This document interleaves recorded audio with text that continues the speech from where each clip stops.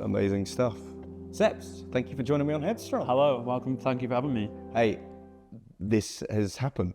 Literally, managed to get you in last minute. Thank you so much for making the time, coming in. I really appreciate it. And to be quite honest, I'm absolutely bloody buzzing because I love food. So and you're hungry. I'm starving. I'm not even joking. I've just been flicking through your cookbook and it's not helped things. Apologies. Before we do kick off properly, I just want to do a real quick fire Q&A. Yeah. If you're ready. No, but it's fine. Let's go. Okay. Favorite gadget in the kitchen? Oh, that is a tough one. It's going to have to be my air fryer. Nice. Midnight snack? Peanut butter on toast with jam and banana. Go-to delivery option? Ramen. Secretly the worst ingredient to use?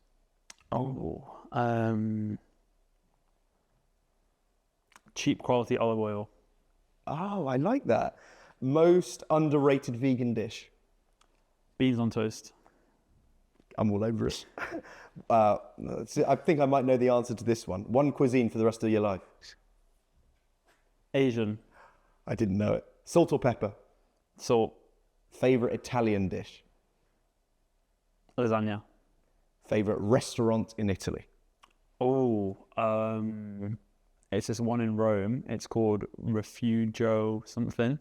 You can put it on the screen editor because I'll tell you after. And it's a fully vegan restaurant. It's incredible. That's awesome. Hey, dude, that is great. I mean, you caught me out there. I thought you were going to say Italian. But... I think I've just come back from 2 weeks in Sicily and I was so just full from all the bread and pasta. So, I mean, Asian food is just, there's so many bright color. I mean, you've got vegetables in Italian cuisine, obviously, as well, but I just love Asian food. So light and fresh. I mean, you are a second generation Italian, but you live here in the UK, right? And you must have grown up with some seriously strong food traditions. So what role does, and indeed did, heritage play kind of growing up in your early childhood? Yeah, so I grew up in the Midlands, a place called Stoke-on-Trent. And even though both my parents are from Italy and I grew up in England, I've definitely grown up a lot like having the strong Italian identity. And I think most of that is because I grew up with my grandparents, my Nonna and Nonna, living near me as well. So we spend so much time at Christmas and birthdays and every Sunday having a dinner there. And I would always go into my Nonna's house and there'd be like things cooking, bread, biscuits, pasta, just everything freshly made. And I think that's where my love for food originated from as well, but also my understanding of how food can bring people together and family and love, essentially. Have you just always had food there? Is food all of your early childhood memories? Yeah, I mean, you get there's this stereotype of like, every time you go to your Nonna's, she just can't not feed you. Like, she's always asking, are you hungry? Are you hungry? And you can't leave there without like being like 2 kg heavier. I love that. I mean, growing up, without sounding ridiculous as well, did you speak both Italian and English? Unfortunately, I actually can't speak very good Italian, which is very embarrassing, I know. I can speak a little bit, but both my parents speak it, but they just didn't teach me because they were lazy, essentially. No, they were obviously not lazy, they were working. But I kind of grew up hearing little bits and bobs. My Nonna speaks Sicilian, which is like not even similar to Italian. It's like a dialect which has so many different words. And so one of my goals is to learn proper Italian, but I can speak like the dialect version a little bit, but it's not like proper Italian. You couldn't really like speak. I didn't know that they were different, you know. That's interesting. It's like you wouldn't really write Sicilian like down on paper, but in Sicily everyone talks that and it's like doesn't sound anything like normal Italian. Fair. So it's like a verbally communicative language. Yeah. Okay, that's really interesting. Now, what about that kind of food growing up then? Obviously, it's bringing people together and all that, but was it always vegan food? No, not at all. So I grew up standard, like meat and 2 veg. In fact, I used to like get angry at my mum if she didn't make chicken or steak like, every night, especially like growing up, like wanting more protein and stuff. And then I've only been vegan for about 7 years. So the first like 19, 20 years of my life was like regular, all animal products. So let's talk about that journey into veganism. What was that like? What sparked it? What was the catalyst? Yeah, so good word, catalyst, I like that word. So the catalyst was essentially my dad got diagnosed with colon cancer and it was stage 4. And obviously it came as a pretty big shock to my family because Mediterranean, like healthy family, we generally ate pretty healthy and thought we were healthy. And so the first thing I did was go to Google like everyone does And obviously you've got to take with a pinch of salt what you find on there. But I was just overwhelmed with information and like studies and articles and books, all pointing back to how essentially a plant-based diet can help prevent certain diseases and also in some cases reverse, and that things like red and processed meat highly increase your risk of colon cancer. So, and I was really shocked and frustrated that things like cigarettes, for example, have like smoking kills on, but things like bacon and salami don't, but they're actually in the same class when it comes to carcinogen. So they're both a class 1 carcinogen, which means that the evidence is just as strong to prove that it increases your risk of cancer. So I kind of did a lot of research into that and went vegan myself, and then kind of managed to convince my dad to. And over the period of a year of him being ill and refusing chemo and things like that, he actually managed to get better, have a remission, and then he had like a 6-month remission, a 1-year remission, and now he's been like 6-year remission. Amazing. Still fully plant-based himself and feels better than he probably did before. And my whole family are vegan as well. Wow. I mean, that's an incredible journey. And like the fact that you all did it. Mm-hmm. I mean, it does just take one thing to really cause a monumental change, right? Yeah, and also it makes it so much easier when your whole family are vegan, because I have so many friends that have really struggled because their parents just make like shepherd's pie and then they just have to eat vegetables. And it's also when, I've had this before as well, where it's almost the afterthought, where it's just, we'll just get that thing out of the freezer. Yeah, exactly. It's just that, whereas actually what you've managed to do, and we'll talk about it, is, and I know a lot of other people as well, but you specifically, it's amazing how every normal dish can be vegan. Essentially, yeah. And a lot of people don't realize as well that they probably eat a lot of vegan foods naturally, like beans on toast, like things I was just saying just now in the Q&A, like so many dishes are naturally already vegan. It's just with a bit of extra parmesan, and then it's... I love beans on toast. It's just such a beautiful Sunday night meal. What challenges did you face though when it came to the stigma surrounding plant-based diets? Yeah, so obviously a lot reluctant to do it? Yeah, so it was weird because I didn't even all of a sudden decide I wanted to be vegan. It kind of just, I was presented with all this different information from like the benefits from your health to the benefits of the environment and like the animal welfare aspects into it. And so I kind of just realized, okay, I don't want to drink milk for this reason. I don't want to eat eggs for this reason, or eat steak for this reason, or bacon for this reason. And then all of a sudden I was like, hang on, I'm turning into one of those vegans. Like, that was the last thing that I would have ever thought. So it kind of just went from there. What was the other part of your question, sorry? No, I'm just curious to know, was that a challenge? Was it difficult? Oh yeah, of course. So a lot of people think that the hardest thing about being vegan is like where you're going to get your protein, but the actual hardest thing is dealing with people that constantly ask you things like, where do you get your protein? Because there's so many misconceptions and stereotypes. But so at the beginning, obviously, and like any change in your lifestyle, your diet, it's going to come with certain difficulties and maybe met with a bit of like concern from friends and family. So essentially I was just realizing I wanted to make sure I got enough protein, because I was into the gym, and I just realize as long as I'm going to get, say for example, I was getting 120 grams of protein on my normal meat-based diet. I just realized as long as I'm going to get the same amount on a plant-based diet, it actually doesn't matter where it's coming from, because all plants have all the amino acids that we need, just like meat does. So as long as you're getting enough, that's what your body needs. So I for the first few weeks, I started to like lose a bit of muscle mass because I basically just took meat out of my diet.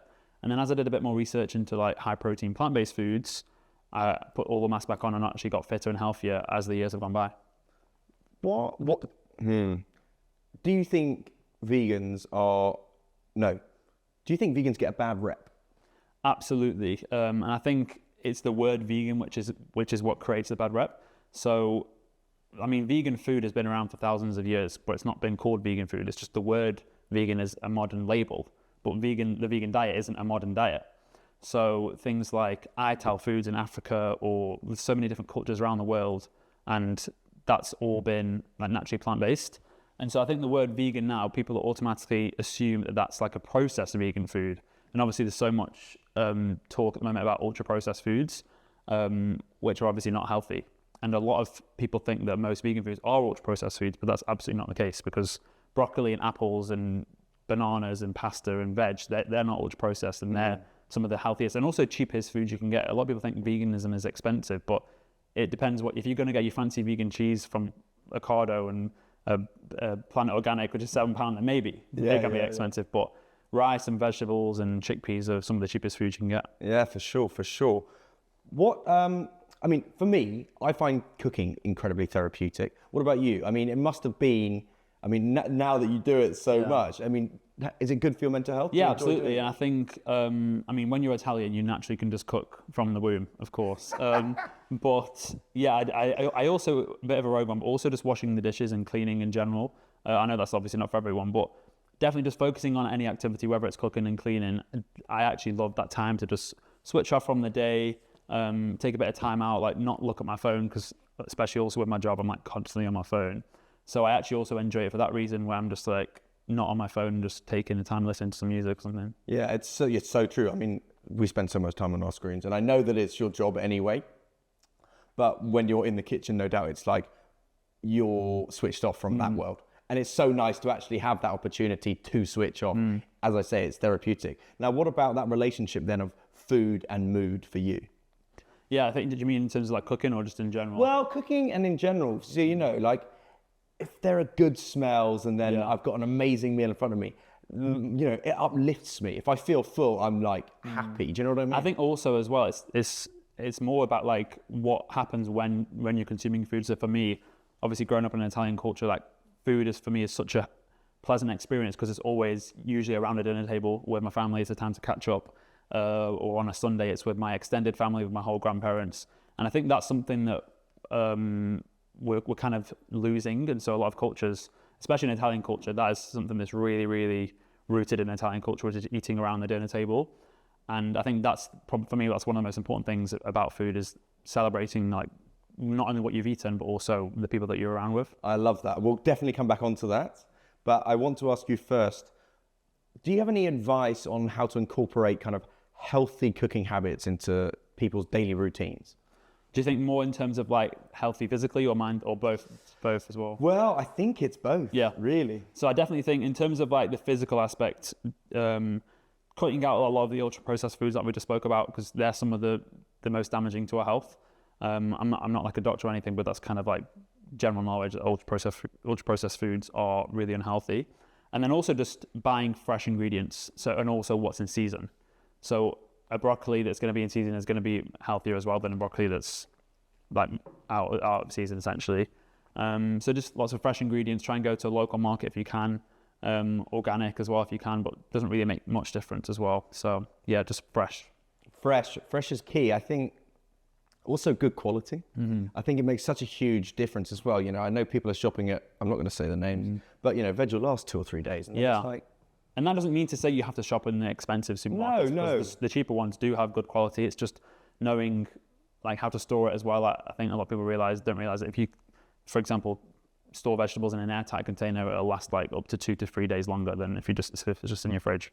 So food is so important, you know, for one's well-being, your well-being, and you've taken it to the next level to the point that it is your job now, which is so cool and exciting. What inspired you to create content about food, first of all? So it was absolutely accidental, and essentially I just was fed up with people asking me, what do you eat on a plant-based diet?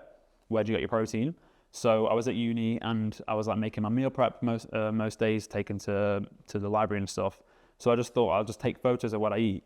And then I basically used to upload it onto a random Instagram page that had a swipe to the MyFitnessPal screenshot of how much protein was in it. Or basically just so I could tell people, like, go onto this Instagram page, this is what I have for breakfast, this is what I have for lunch, this is what I have for dinner. And this shows that I get 150 grams of protein each day. And so that turned into like a hobby and a passion, and I enjoyed it. And then it essentially grew from there. And there's a quote I really like, which is, if you aren't embarrassed by your first whatever, then you started too late. And I think it's the founder of LinkedIn that said that. And it applies to so much. So for me, it's, if you're not embarrassed by your first photos of vegan food, then you started too late. But it can obviously apply to like a clothing brand or YouTube videos. And I think that's so important, because a lot of people wait for the perfect moment to start something, whether it's, I don't know, apply for a new job or have a career change or start a blog or a YouTube channel. And if you wait for the perfect moment, it's never going to come, right? So I just started early, and then it kind of just grew from there. I did reels and videos and things like that, and then it blew up, and then here we are. Literally. I mean, that's a bit of an understatement. So when did family start getting involved, and notably your Nonna? Yeah, good question. So for the first like 5 or so years, it was kind of just a hobby. I was doing it alongside a job in social media. And then I brought in my, and also just, it's important to note as well, it took me 5 years to get my first 10,000 followers, which a lot of people don't like. A lot of people think, oh yeah, I'm just going to start a page and then get loads of followers. But I think because I started it not for those reasons, to get followers, to get like brand deals and to get a job and a book deal, etc. I just did it because I enjoyed it and because it was fun. And then after the first 10,000 followers, I just remained consistent, and that's when it started to grow a little bit more to like 20,000 in like half the time. But still, we're only on 20,000 followers, and I've been doing this for like 5-6 years. And then I introduced my grandma into it, and it was about 2 years ago. We did a video just one Sunday afternoon. I essentially just thought, I'm going to record her, because my dad has always said, make sure you record how she makes a tomato sauce one day, because it's so hard to recreate and you need to know the exact steps. So I did that, and I didn't even have the intention to post it on my socials essentially, and I posted it and it basically just blew up. And then we did another one called pasta aglio olio peperoncino, which is garlic, chili and oil. And it was really cute. We went into her garden and we got like fresh ingredients, and that got like 5 million views in a week. And I remember thinking like, that's crazy, because that's the population of Sicily, where my Nonna's from. And then I was on like a few radio stations, and it kind of just, with the momentum from there, it grew. So I went from like 30,000 followers to 100,000 in like a couple of weeks. And then I just rode that wave and went to like 250, and then quit my job at 250. I probably should have quit it a bit sooner, to be honest. But when I hit 250K, I quit my job and basically just focused fully on it. Was very fortunate to get a few brand deals to like obviously last me for a few months. And then it's kind of just gone from there. And then we started to do more videos together. And then we were nominated for a Creator of the Year award by Fortnum Mason, and we won that. And it was really cool because we went on stage. And then from that, we've had amazing opportunities. Like we've been invited to meet the King and Queen, been on like Saturday Kitchen on BBC. And then a year ago, we got a book deal, which is obviously it's just come out. And we've been spending the past year basically developing like new recipes, but also people's favorites that we've done from Instagram. And we put them all into a cookbook. And they're essentially just all Sicilian and Italian recipes that I've grown up with, some new ones as well, that just so happen to be plant-based. So there's not going to be like crazy weird like meat alternatives in there. It's just traditional Italian foods. Some of them are slightly tweaked. So for example, a tiramisu isn't traditionally very vegan friendly because it's got cream and eggs and all that. So we've made vegan versions. But some of the foods that I've grown up and had a lot of, and so has my Nonna, is things like pasta with broccoli, pasta with aubergines, pasta with tomato sauce, or grilled vegetables. Like these are all just naturally plant-based foods that Italians have been eating for hundreds of years. They've not had that vegan label. Yeah, for sure. I mean, it's a beautiful book. I think it's stunning. I think that's what's really notable about Sicilian food is it's colourful. Yeah. And that's what I think is really great for, I could look through that and just be happy and smile. Do you know what I mean? I think that's what's really, really lovely about it. Let's talk about your Nonna. What do you think her best traits are? Oh, that's a good question. I think she's always smiling. She, like, anytime anyone goes into the room, she just lights up the room with a smile. And nothing is like too much of a big deal for her. Like if you're hungry, she'll make you pasta just like that. She's basically just like a typical Italian Nonna. She will go out of her way for everyone. And basically she's got like 6 kids, and she's basically just, traditional hardworking Italian Nonna. And also shout out to my Nonna as well, my granddad, because he's also very hardworking, and they both obviously came over to this country like 65 years ago with nothing, and they started like a chip shop first, and then an ice cream truck, and then an Italian restaurant, which I was too young to like, because they retired from that about 30 years ago, so I was too young to see that close. But it's my dream to essentially reopen that, but a vegan version in London. It was called La Favorita, which is means the favorite. So yeah, essentially also in the book is loads of recipes that were really popular in the restaurant as well. Since starting this kind of quest with your grandma, has it brought you even closer? Absolutely. I mean, we were close growing up, but there's always been a bit of a language barrier as well, because she doesn't speak great English and she also doesn't hear very well, and I don't speak great Italian. So obviously we can communicate, but this, cooking together and doing the videos has just brought us so much more closer together, and I've been able to provide her with so many incredible experiences. Like, what 84-year-old grandma is going to have the chance to go on live TV, meet the King and Queen, win awards, have a book in the local supermarkets? So I'm very, very blessed and grateful that I've been able to do that. And yeah, it's been a crazy journey so far. What does she think of it all? I'll be honest, up until recently, I genuinely don't think she had any idea how famous she was. But she started to get recognized in like a local supermarket. Brilliant. And I think the turning point was when we were able to hold the book in our hands, because obviously when you make a book, you don't actually get the physical book until quite far on in the process.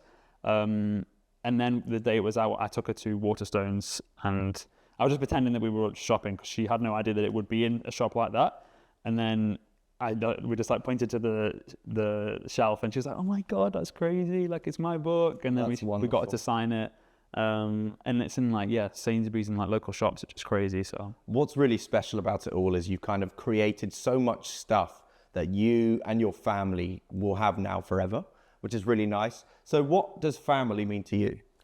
I mean, family is like, for me, is one of the most important things. Like, I'm very fortunate to have a great relationship with my family and have grown up like really close to them, and also my extended family in Italy. And I think it's so important to, I mean, obviously I know everyone doesn't have like families in other countries, but for me, it's so important to really focus on your roots and where you've come from, so you can learn more about your family, whether that, even if you are like just from the UK, but like, I love the idea of doing a family tree and things like that to find out where you're from. So my dad's side is from like a mountainous village in the middle of nowhere in the north of Italy. And then my mum's side, my Nonna, is from a bigger village in the south of Sicily. And they just both have so much like history, and there's so much to learn. I recently a few weeks ago, went to both of them. I went to my Nonna's village in Sicily and my dad's village in the north of Italy. And in my dad's village, there's one lady which lives there. It's pretty much a derelict village. And I did a video on her. I basically asked her, what's it like living in a village? How old are you? What do you do with your time? And it's got like 1 million views, and it's incredible to see like her story being seen by so many people, because like she literally speaks to no one.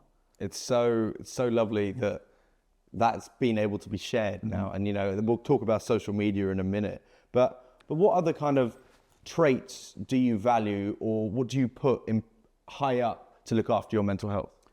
Good question. I think definitely being disciplined for me is a big thing. So a lot of people obviously like to throw around these words like discipline and motivation. But obviously for me, like motivation will come and go. So some days you don't want to go to the gym and you need the motivation. But for me, if you focus on discipline, then you'll do it no matter what.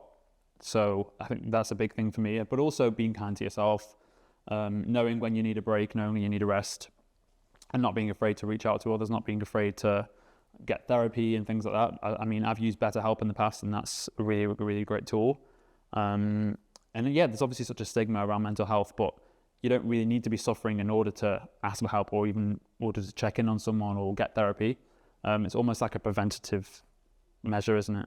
What else do you kind of do then, in addition to cooking, that helps you?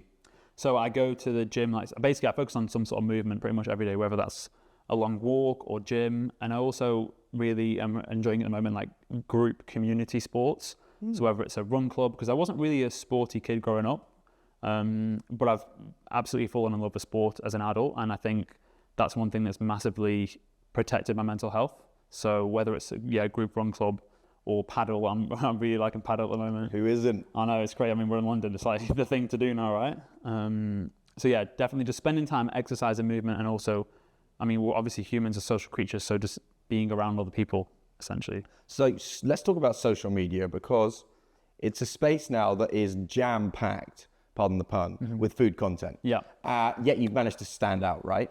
And you've got this fantastic USP, you've got an amazing family, you've got amazing recipes that stand out.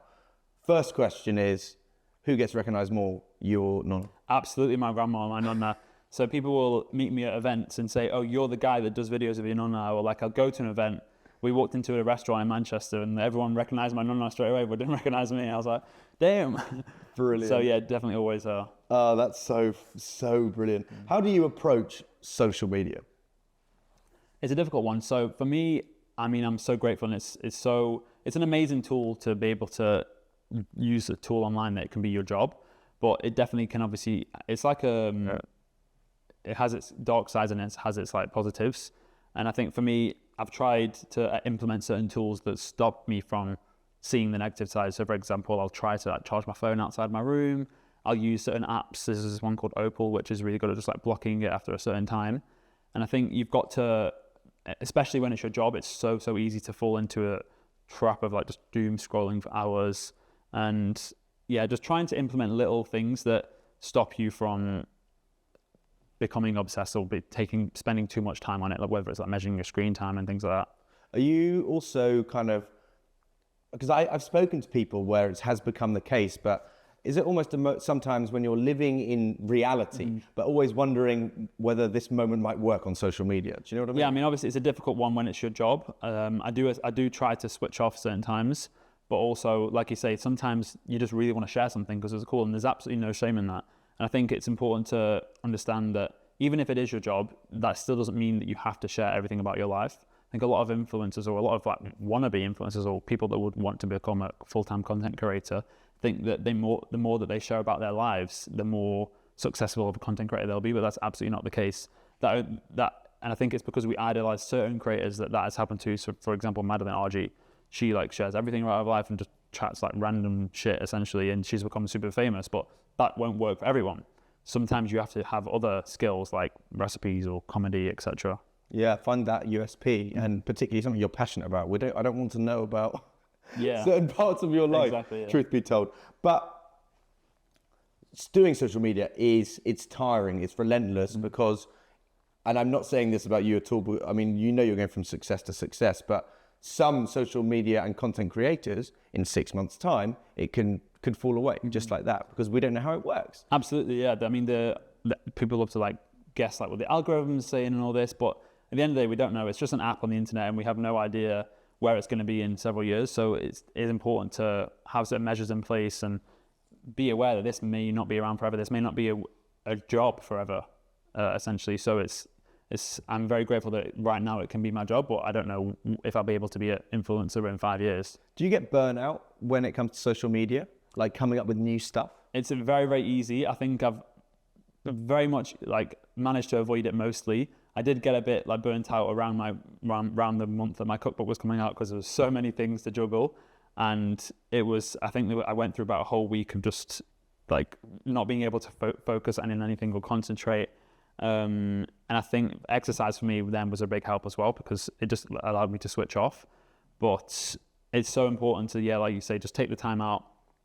And like if you've established followers, or if you've even just new to the scene, like your followers are still going to be there if you have a week off. No one, I don't know if you're familiar with like the spotlight effect, but some people, I mean, as humans, like everyone thinks that everyone always thinks about them. For sure. But that's absolutely not the case because everyone's also just thinking about themselves. Yeah. So like, I always find it funny when people say, "Oh, so sorry, I've not posted today, guys," like on their social media. But really, like, no one actually cares. Just have the day off. Still spun. It's fine. Yeah, like you don't have to apologize for not posting on one day. If anything, I'm sure the audience would feel greater value and better content rather than... Of course, and especially if that content creator is transparent and said, like, listen, I just needed a day off. Yeah, if anything, I'm sure anyone would appreciate that. Of course, yeah. I think it's so important to make sure that actually, a word that I used a lot in that previous episode was balance. Yeah. And finding balance sounds like the word discipline is really important for you to find balance. Yeah, of course. Because there are so many blurred lines. Yeah.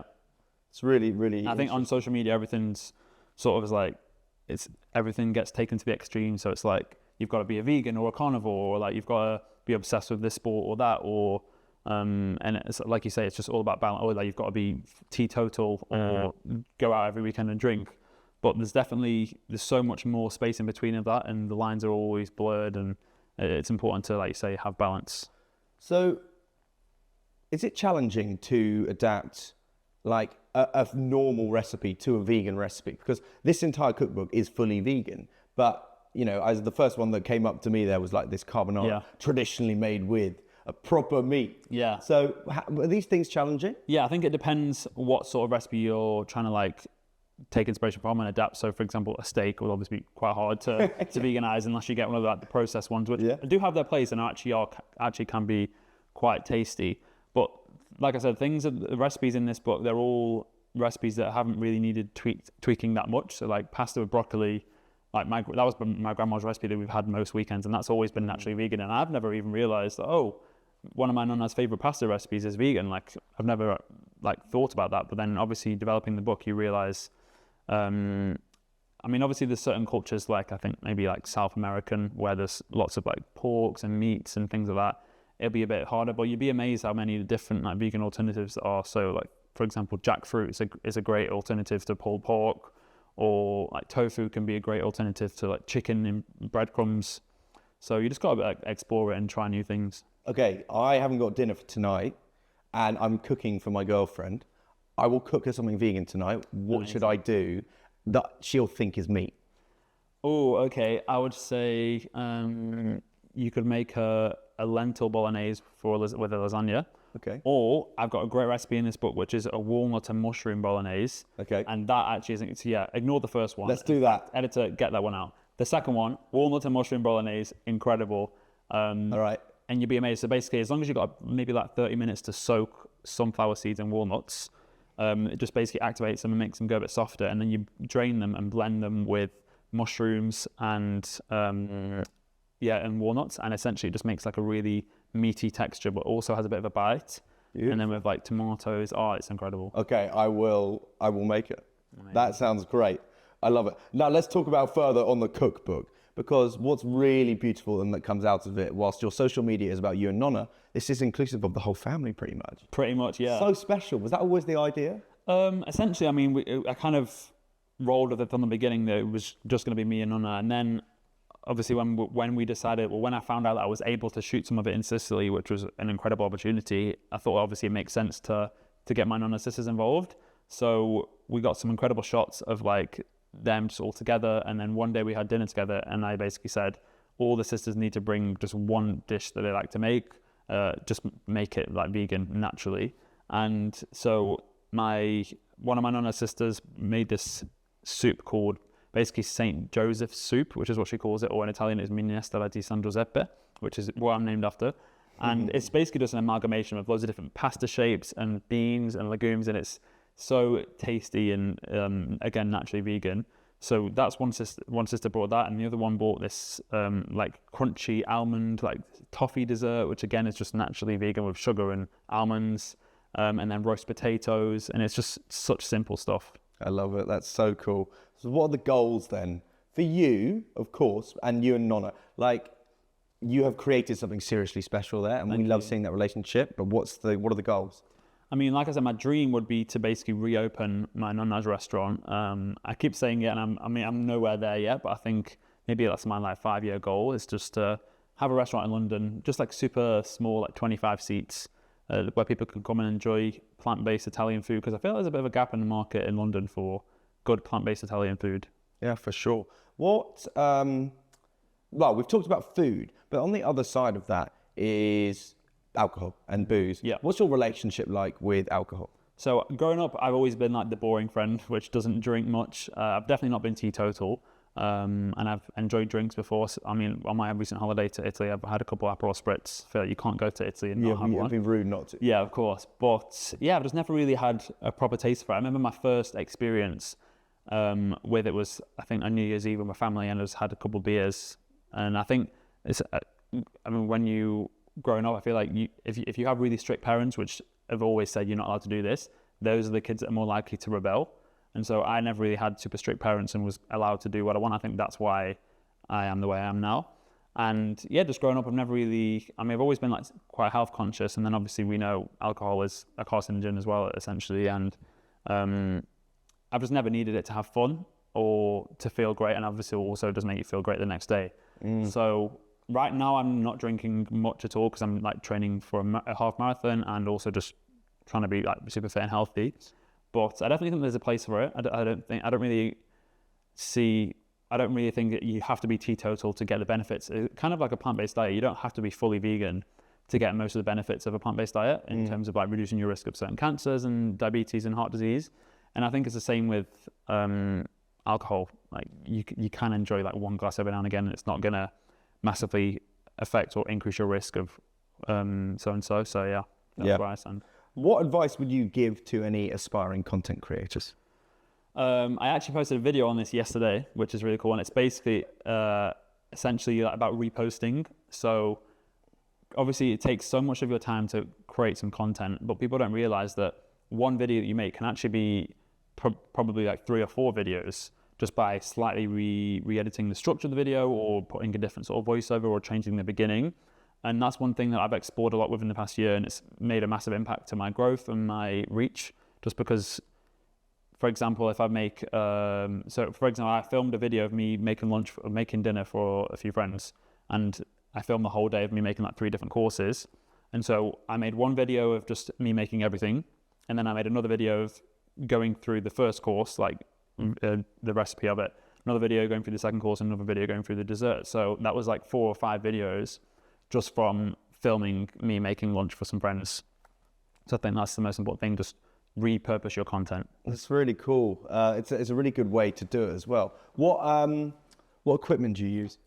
So I film everything on my iPhone, and then I've got this really cool, I don't know if you've seen this before, it's like a sticky thing. Oh, so wow. This is like a MagSafe thing. So I'll show the camera. Listen, I'm not sponsored by these, but I think it's from Amazon.